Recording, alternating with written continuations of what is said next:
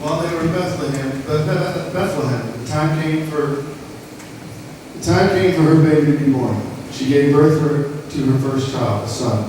She wrapped him snugly in strips of cloth and laid him in a manger, because there was no lodging available for them.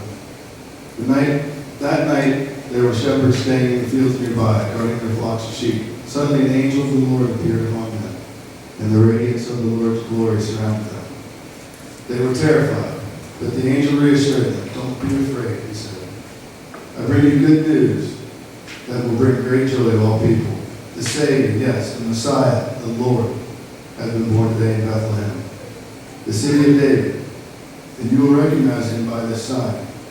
You will find a baby wrapped snugly in strips of cloth, lying in a manger. Suddenly, the angel was joined by a vast host of others, the armies of heaven, praising God and saying, Glory to God in the highest heaven, and peace on earth to those whom God is pleased. When the angels had returned to heaven, the shepherds said to each other, Let's go to Bethlehem. Let's see this thing that has happened, which the Lord has told us about.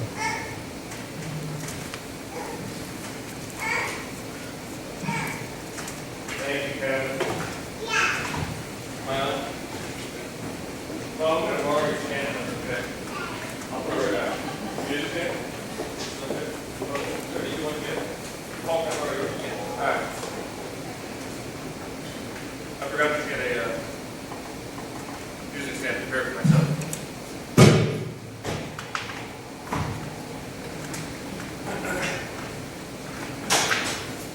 I'm good. All good. We're all good. So, Pittsburgh's a great sports town, right? We've talked about that before. Well, now. Come on, good. Woo! Pittsburgh's a great sports town. We talked about that before. I joked when you guys came in with Steelers jerseys like I didn't know the Steelers were playing. I'm still waiting for pitchers and catchers to report in the spring, so that's kind of where my mind's at. But one of my favorite athletes in Pittsburgh is a guy by the name it's a guy that Scott absolutely loves too. It's a guy named Josh Harrison. It's one of his favorites. And one of the reasons why I've always said I love Josh Harrison, especially this past year, is because the guy knows how to play the game we all knew as kids called rundown. Josh Harrison knows how to play rundown. How many of you have ever played rundown when you were kids? Rundown, a classic game when you're a bunch of schoolyard kids, you're throwing balls back and forth to one another, you're just daring people to come from between. I mean, the idea of the game is that it always starts out as a game where two people have a ball and they're throwing it back and forth and they're just trying to lure the other players, the runners, towards them so they can tag them out. But what always happens in the game of rundown, at least when I was a kid, is that it eventually morphs into not a game of tag, but a game of beat him with the ball. It's like just chuck that baseball out his back, whatever you have to do to get him out. And most kids, when they play rundown, when they're like teenagers, they end up with welts on their back, and maybe lumps on their heads, and it's all fun and games until the first car window gets hit, and the glass shatters, and all the kids take off. That's life as a kid in probably most places, but especially in Pittsburgh. That's what we grew up doing, playing rundown in the street. But as I said, Pittsburgh is a great sports town. We love football, we love baseball, we love hockey in this town. But nothing compares to the way other countries, especially countries in Africa, love the game of soccer and rugby. Soccer and rugby in other parts of the world dominate the very fiber of the culture. Society is dictated by the wins and losses of the favorite local soccer team. Soccer is everything to some cultures. We think we understand that with how we love football, American football, but really nothing compares to the way much of the rest of the world loves soccer. And that's especially true in Africa. There was a man that most of us know, as soon as I mention his name, you know what I'm talking about, who died last year, who knew the power of sport. He knew the power of the love of sport. He knew the power of the love of, specifically in Africa, he knew the love and the power of the love of soccer and rugby. The man, of course, I'm talking about is Nelson Mandela. Nelson Mandela, whom most of us remember died this time last year, used the power of soccer and rugby to bring an entire nation, almost the entire world together. to bring healing, to bring reconciliation to a people who were once divided. In case you're not sure who Nelson Mandela exactly was, he was a man that led the opposition to the system of apartheid in South Africa. He stood up against the institutionalized racism that existed in South Africa, which said that the majority of people who live in South Africa are not even considered citizens of their own nation simply because of the color of their skin. Simply because they were born with a certain pigmentation to their skin, they could not be considered citizens of their own nation. And Nelson Mandela was part of the movement against that for many, many years, leading ultimately to his arrest, and he was in prison for almost 3 decades. Well, shortly after being released from prison in the 90s, he was, in fact, during the first pre-elections of South Africa, elected to be the first African, I was an African-American president, but that would be way wrong, but be the first black president of South Africa, freely elected president of South Africa. And what is so amazing about Nelson Mandela's legacy is, in my opinion, was his understanding of the power of love, a mutual love for something that can bring people together. People disagree, agree and disagree about Mandela's politics, about what he stood for, about how he went about leading the people of South Africa. But one of the things I noticed whenever last year this time they were running all those specials about him, about his life, about what he did, about how he succeeded in his endeavors, was how much he focused on the love of sport. Throughout all of his career, throughout his life, he grew up loving soccer and rugby, and he used that love to unite people. A reporter by the name of Rob Hughes in the New York Times wrote this article about him shortly after his death. He says, from childhood, Mandela loved to run. In his youth, he learned to box. And while in prison, Mandela learned games of soccer, and soccer kept him and his fellow prisoners from going insane. Once he was free, once he was handed the mandate to rebuild a broken apartheid-ridden South Africa, he used what he called the power of sport to help unite his people. It is a phenomenal legacy, the real power of the mind to grasp that by playing together, simply by wearing the same shirt, South Africans could learn to be one rainbow nation. Those of us lucky enough to have met him in the 90s grew up to cherish his incredibly bold yet almost childlike trust in sport to heal the horrendous division that existed. The 1995 Rugby World Cup, the 1996 African Cup of Nations in soccer, the 2003 Cricket World Cup, and then the big one, the 2010 FIFA World Cup, were all played on South African soil. These events forged and framed a philosophy that by playing together and cheering together, people could realize that the notion of dividing men, women, and children according to the color of their skin was as nonsensical as it was disgusting. Love, as Mandela demonstrated, love for anything, is more powerful than even the most ingrained hate that we might have. The common love for something will always unite people over and against whatever it is that divides them. The mutual love for something will always unite them. Mandela knew this about sports. He knew that it could unify his nation. And he once said, and I have a quote from him, he says, sport has the power to change the world. It has the power to unite people in a way that little else does. It speaks to youth in a language they understand. Sport can create hope for once there was only despair. I love that idea. See, in Pittsburgh, we get all obsessed about our sports teams because, well, they wear black and gold, and the teams you're supposed to cheer for. Well, what's so fascinating is the thing we don't even think about is when we go to those games, or when we watch them on TV, or when we're in the sports bars with our friends, or wherever we are, it doesn't matter what's dividing us anymore. It doesn't matter who's rich or poor, or white or black, or male or female. None of that matters. The power of sport brings us together. The love of competition can bring us together. And it's one of the simplest illustrations of the power of love to overcome division and hatred. This morning, we're in the second week of our new sermon series, new message series called Come Let Us Adore Him. And through this series, we're looking at the stories of that kind of give us the foundation for some of our most famous Christmas carols. Last week, if you were here, remember we talked about "O Come All You Faithful," and how "Come All You Faithful" is not only a song inviting people, inviting the faithful to come and see the newborn Jesus. But the story of the song and how it was written is also an illustration of how the power of faith, the testament of faith, and how it can change the world. How clinging to faith in spite of our circumstances can change everything about our lives and about the world around us. This morning, we're talking about a song that's a bit older than O Come My Faithful. This morning, we're talking about the song we just sang, O Come Emmanuel. O Come Emmanuel is a song that dates back as far back as 1,000 years ago. It's an ancient song. It's a song that the church has sung for millennia, more than a millennium. It dates to the medieval times. And the song, as far back as we know, began as one of many classic hymns that the church began singing back in medieval times, somewhere around 800 AD. The church began singing a bunch of hymns around Christmas time, during the season of Advent. It would start singing these songs that all began with the word O. And it was kind of the uniting thing. They're all short little songs that had little messages in the songs for like children or for for people who wanted spiritual truths through. And the thing that united them was the word O. And so, O Come Emmanuel is where we get that. But what's fascinating about this song is that for almost 1,000 years, from at least 800 AD to around the mid-1800s, this song was never written down. This song was purely remembered by singing alone.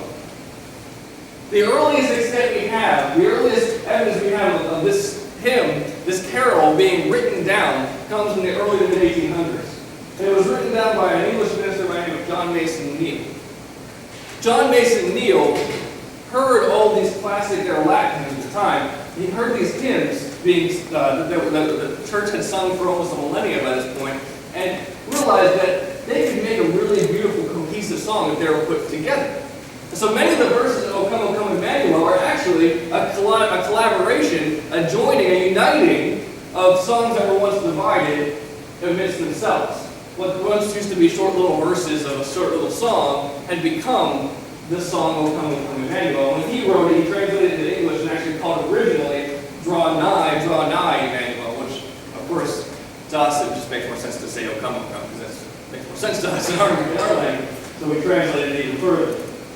But John Neale is an interesting man to know, the guy who translated these songs and compiled them, because his life is interestingly contrasts to the effort he put forth in creating the song, O Come Emmanuel. John Neale grew up as a pastor's son. He was a pastor's kid of an Anglican pastor, an evangelical Anglican pastor in England. And as he grew up, he kind of felt a calling into the ministry. But as he was going through seminary and school to prepare for ministry in the Anglican faith, he began to have these kind of sympathies for Roman Catholicism. And to us, that may not seem like a big deal, but at that time, and especially in Britain, where Catholicism and Protestantism were like, they butted heads, and there was a big war between them, and there was rebellions, and there was persecution amongst them. For someone to think that I can go from being someone in the Anglican faith and start having sympathies towards the Roman Catholic faith, it's kind of like a rebellion against your own family. It's kind of a culture clash of sorts. It was almost traitorous to consider that. And so when John Neale finished up all of his schooling, would finish up seminary, the Anglican Church wouldn't assign him to a church, because they were afraid that if he assigned him to a church, he would taint it with his Roman Catholicism sympathies.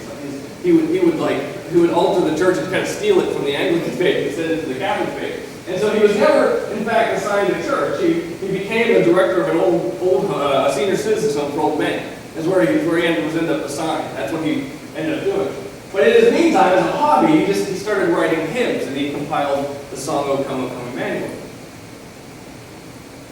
Some of you remember the worship wars. Some of you might remember the worship wars in like the 80s and the 90s. Some of the bigger churches in the country at the time were clashing between the idea of using contemporary songs versus traditional songs. There were splits amongst churches. Everyone was like arguing, what songs are we allowed to use, what songs are we not, what songs are too progressive, what songs do we need to cling to attach ourselves to the traditions of the church. Well, the story of John Neale's life proves to us that, in fact, there is nothing new under the sun, because this was his life as well.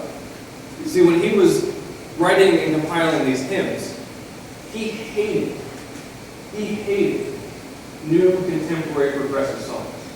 And so his desperate work of writing hymns and compiling hymns was more so a desperate aspiration of returning the church to its historical roots.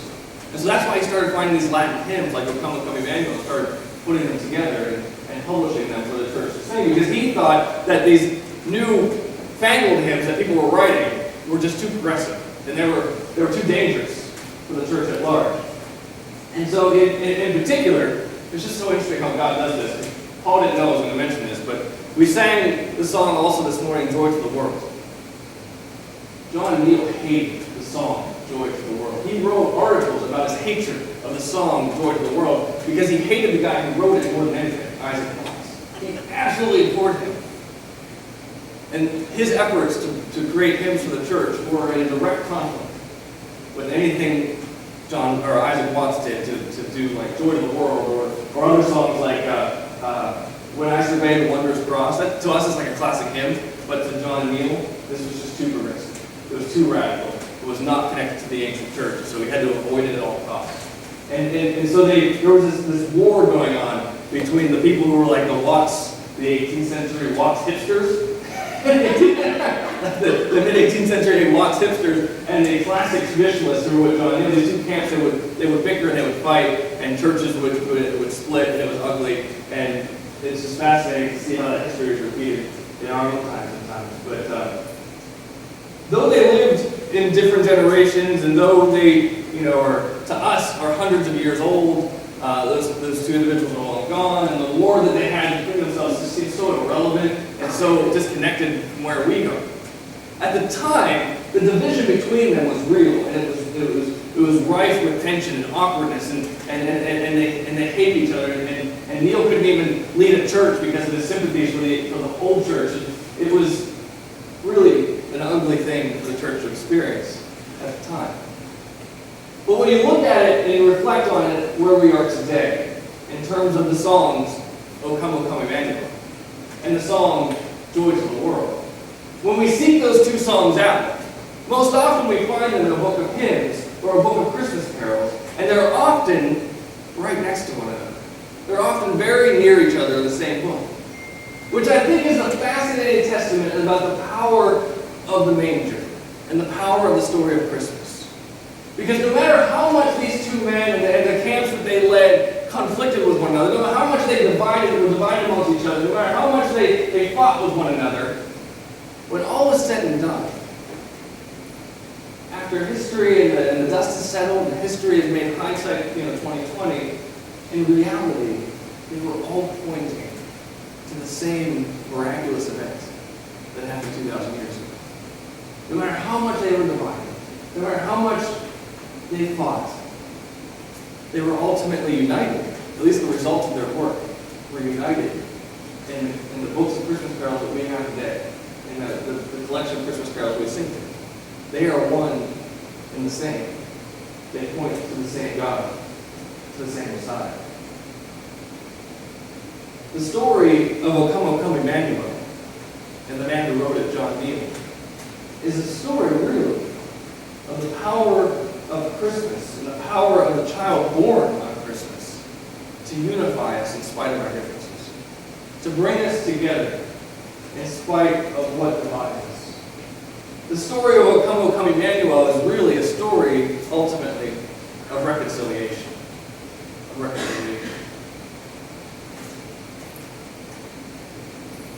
Many of us this morning, both here and kind of in the church worldwide, treat Jesus and we treat the kingdom of God like we're playing a game of rundown.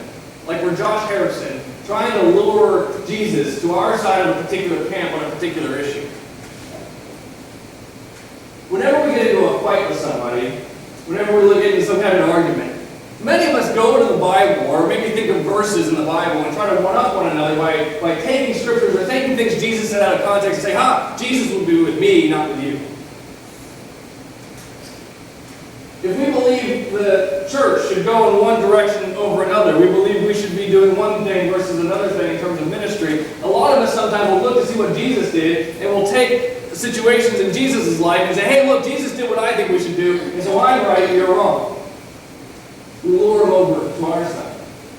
If we have an opinion on a particularly divisive political issue, we look to find where Jesus would fall on the political spectrum, and we say, Jesus is on my side of the aisle, not your side of the aisle, or he's on this side of the aisle, not that side of the aisle.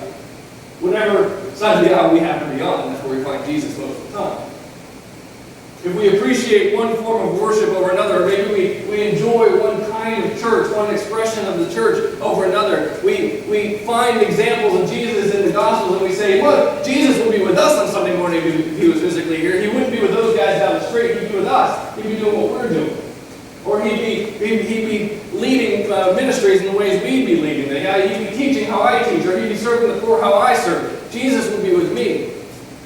We treat Jesus and we treat the kingdom like it's some big cosmic game of rundown. We're just trying to say, come over here, Jesus, you're with me, not with him. You're with me, not with him. We divide ourselves up in so many different ways in the church. We divide ourselves among styles, among opinions, among clashes that we might have. And we do all that we can, we strain and we strive to find Jesus or find God in our camp over somebody else's. And we try to claim that we're right, they're wrong, and that Jesus vindicates us over them. The story of Christmas, the story of the child born in a manger, isn't a story of divisiveness. It's not a story of splitting people up, of splitting hairs. The story of Christmas, in fact, as we heard this morning read and read for us last week, is actually a story of amazing and otherwise impossible reconciliation. This morning, Kevin read beautifully for us the story of Jesus' birth as recorded in Luke. And Luke's story, as you may have heard in Kevin's reading of it, is a story in which the angels appear before a group of shepherds. And the shepherds are invited by the angelic figures to go and see the newborn Jesus, to see the newborn king. And as we read the story, the shepherds follow the instructions of the angels, and they say, okay, we're going to go see this baby named Jesus. Don't probably really know what's going on here, but there's some angelic figures, and who are we to argue with the angelic figures when we see them? They tell us to do something. So they go and they do it. They go and see Jesus. Now, to our minds, it may not seem like a very significant thing. We've heard that story hundreds of times. We know there were shepherds at the manger scene. We all have manger scenes in our homes. They all have shepherds with their sheep, and they all look so cute and fluffy and perfect and clean, right? But the fact is that at that time, even still to this day, shepherds, especially in the Middle East, were not exactly the most socially acceptable people. Let's put it that way. Have you ever been around a sheep's pen? Even like in the United States, like in Western Pennsylvania, a sheep's pen, it doesn't exactly smell pleasant. So imagine what it was like in the first century to be around a bunch of sheep in the middle of the desert. You're not exactly going to be the most welcome guest at the child's, in the hospital room when a child's born, let alone in the back of a manger. And so when these shepherds show up, they aren't exactly the picture-perfect, whitewashed, clean men that you might imagine that come from your manger scene that you bought at Target. These guys are rough and rugged, they're dirty, they're actually socially rejected. Most of the time, shepherds were people who they weren't even allowed inside their primary communities. They lived on the fringe of society. They smelled, they stunk, they were social outcasts, they were largely poor, they lived off the land. And so the picture we have here of the angels calling the shepherds to see the newborn Jesus is not a picture of perfectly welcome guests, let's put it that way. Jesus is born, the last person you want to see is a smelly, stinky old shepherd with his sheep showing up to see the newborn baby. But it's important because of the story we read last week in the book of Matthew. Last week, if you were here, we read the story of Jesus' birth as recorded in Matthew's Gospel. And in Matthew's Gospel, as it was read for us last week, you remember that the star led a group of men we know as the wise men, or the Magi. And they were led to Jesus from some far-off land. We don't really know, some far-off land to the east. A star led them to the newborn baby Jesus, and they show up, and they present him gifts of frankincense and myrrh, and what's the last one? How about those? Say again? Gold, yeah, the most important one, of course.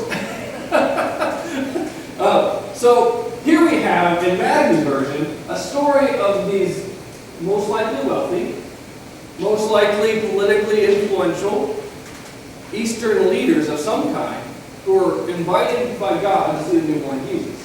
These men had the means to journey far away. They had servants. They probably had a caravan full of gear that they could carry with them. They came with expensive gifts, so they obviously were wealthy and educated because these gifts had significant meaning in their culture. And they also had political influence because we know they had a meeting with King Herod. Not anybody just gets a meeting with the king whenever you're coming away unexpectedly to see some newborn baby. That's not exactly a normal operating procedure for royalty to accept you into their inner chambers. But King Herod welcomes them because they're somehow connected. They're somehow influential type people. So in Matthew's version, we have a story of God inviting these wealthy, well-to-do, influential wise men at the scene of Jesus' birth. In Luke's version, we have a story in which these poor, socially outcast shepherds are welcomed into the manger scene to see the newborn Jesus. And to the critical eye, it may sound like it's a conflicting story. Why don't we get the story of the shepherds in one version over the other, or the story of the wise men in one version over the other? Why is it two completely different perspectives? My reason is because the story and the presence of the newborn King of the universe, the child of God, the Son of God, is the most unifying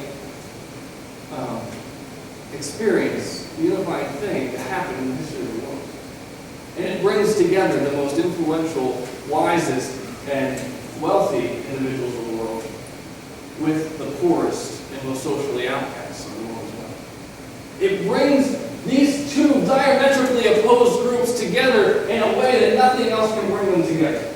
In a way that nothing else would ever dare find, that these people would never dare find themselves in situations where they would otherwise be interacting with one another. But because Jesus was born there in that manger, and because God said it was important, it brought them together as one.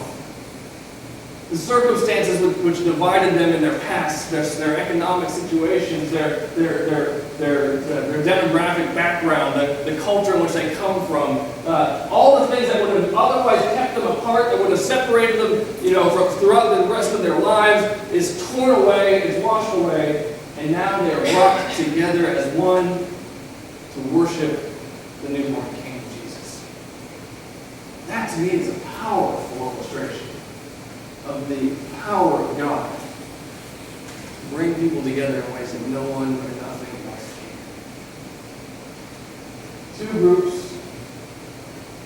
that couldn't see the world more differently, two groups that couldn't be more opposed to one another, are gathered together to praise Jesus as one. They are a living illustration of what Paul says in the book of Galatians, where he says, "For you are all children of God through faith in Jesus Christ. And all who have been united with Christ in baptism have put on Christ like putting on new clothes. There's no longer Jew or Gentile or slave or free, male or female, for you all are one in Christ Jesus." All are one. All are one. We don't gather here on Sunday mornings, week after week, because we think all alike all the time. We all have different opinions on how things should happen in life, or how the world should operate, or what life is supposed to be like. We all think differently. But we gather still, in spite of our differences, because of that child, which was born in me. Because together, He unites us. He unites us in spite of our differences. We're here this morning because we are one in Christ, in spite of how different we might see the world. There's a famous English poet by the name of Charles Jeremy Wells. I found this quote that he once wrote. He says, "We can always know that men can live with goodwill and understanding for each other, because one day each year, the little divine Prince of Peace still compels us to do it." Still compels us to do it. No matter how much we might be at each other's necks, no matter how much we might disagree with one another, no matter how many arguments that we may have had in our past with other people, or how many reasons we have to be opposed to somebody else, to be in conflict with them, there is still a reason to love them, to be united with them, and to be considered one with them. That reason baby born. This week, you're going to, chances are, see some family, maybe visit with some friends, maybe share a meal with some people that you had at one time had an argument with, maybe you've fought with, maybe you just had a difference of opinion, maybe they vote Democrat and you vote Republican, or vice versa, maybe they like President Obama, and maybe the other people across the table hate President Obama, or maybe someone sitting across from you has a different color skin, or comes from a different economic background. There could be any number of things that divide you amongst the people you share Christmas dinner with, or maybe you exchange gifts with on Christmas morning. My encouragement for you this week, as we go into Christmas, is to remember the stories that we reflected on this morning. Remember the story of Nelson Mandela, and about how he used something that he had in common with everybody in his nation to bring them together in spite of their differences. Remember the story of Come O Come Emmanuel, and how no matter how much John Neal hated the songs of Isaac Watts, still to this day they are gathered together in the same hymnal and the same book of Christmas carols that we sing each and every Christmas. Remember the story of Jesus born in the manger, and the story of the story of Luke and the story of Matthew, and how they demonstrate for us the power of that newborn Son of God to unite people in spite of their differences. Remember that this is a holiday of reconciliation. That's what Christmas is. It's a holiday of reconciliation. Not just amongst ourselves, not man to man or woman to woman or amongst people. It's a holiday of reconciliation between man and God. That's what Christmas is. That's the reason Jesus came, was to reconcile us to Him and us with one another. That's the whole idea behind the two most important commandments: love God and love others as yourselves. That's the entire reason He was born. That's the entire reason He came to the world. That's the entire reason He sacrificed His life for us, is that we might know the reconciliation that He offers. Christmas is a holiday of reconciliation. Remember that. As you go into those situations that might be awkward, there might be tension, there might be some history there that you're not really ready to deal with, look past it. Look at each other with the heart of Christ and say, you are my brother, you are my sister, and I love you in spite of what you've done, in spite of what we might have said, in spite of what we have done together, in spite of whatever our past is, whatever our baggage is. We are now one in Christ because of the reason for this season. I want to conclude this one last scripture. This is later on in Jesus' life. It's one of his most famous prayers that he prays near the end of his life. And he says this in John chapter 17. I pray not only for these disciples, meaning the disciples that he raised up, his men, but also for all who will ever believe in me through their message. I pray that they will be one just as you and I are one. As you are in me, Father, and I am in you. And they may be in us, so that the world will believe that you sent me. I have given them the glory you gave me, so that they may be one as we are one. I in them and you are in me. May they experience such perfect unity that the world will know that you sent me and that you love them as much as you love me. When you love your neighbors, when you love your family in spite of the fact that they're family, in spite of it's a crazy cousin that's coming over once a year for Christmas, he's going to eat everything even though he doesn't bring anything. And when you love that person in spite of who they are, you demonstrate the power of Jesus' prayer. And you prove to the world that He was sent by God to build a bigger kingdom than anything that you and I can create on earth. That's the power of Christmas. That's the power of a newborn child. Let's close the Lord.